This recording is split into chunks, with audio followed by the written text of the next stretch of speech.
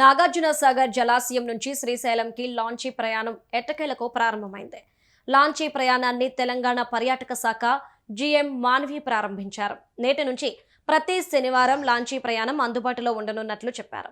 శనివారం సాయంత్రానికి శ్రీశైలంకి చేరుకుని ఆదివారం ఉదయం మళ్లీ అక్కడి నుంచి బయలుదేరి సాయంత్రానికి నాగార్జున సాగర్కి చేరనుంది. టికెట్ బుకింగ్ చేసుకోవడం కోసం తెలంగాణ పర్యాటక శాఖను సంప్రదించవచ్చన్నారు జీఎం మాన్వి.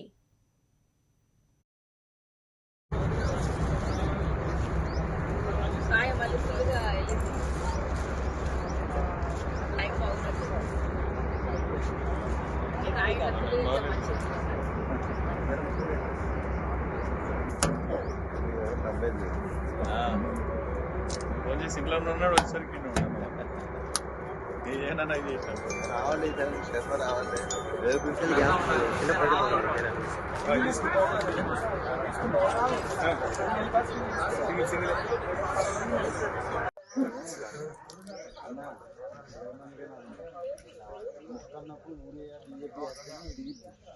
అయిపోయినా